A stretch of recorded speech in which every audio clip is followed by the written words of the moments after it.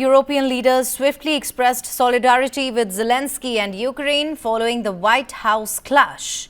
While their statements did not directly criticize the US, they indicated their unwavering support for Ukraine in its war against Russia.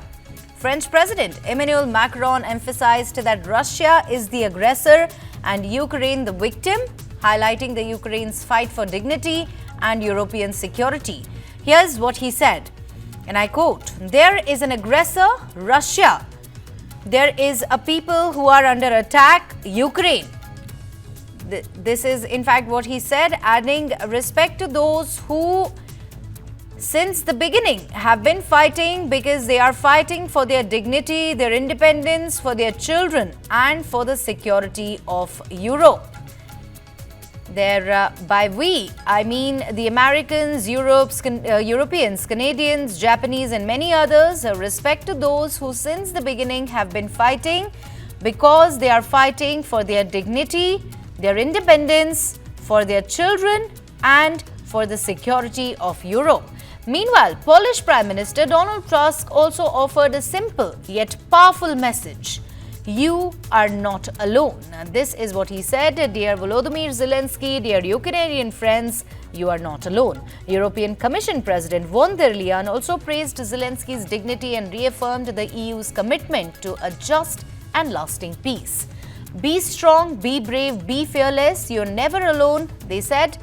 And in fact, she said, and we will continue working with you for a lasting peace, for a just and lasting peace. This is what she said.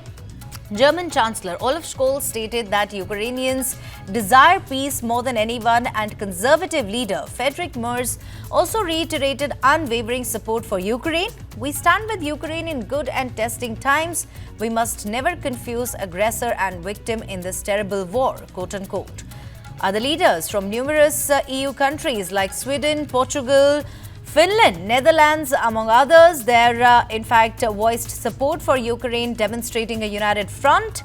Australian Prime Minister Anthony Albanese also weighed in on the Trump-Zelensky clash, saying Canberra would continue to stand with Ukraine. Have a listen.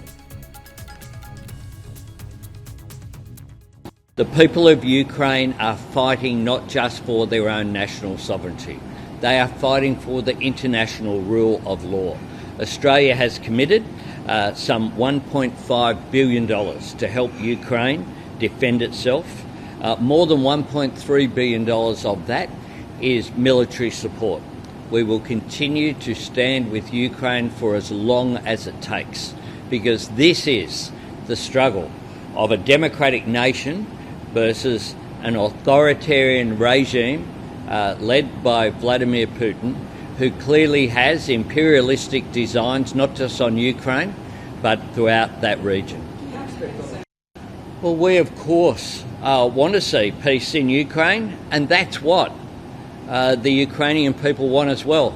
But I tell you how you get peace in Ukraine really quickly, which is to Russia stopping its illegal and immoral invasion, and Russia stopping the attacks on civilians, on civil infrastructure, engaging in this act of aggression that they have engaged in now for 3 years, and of course in the past, in the very recent past as well, the attack that they had on Crimea.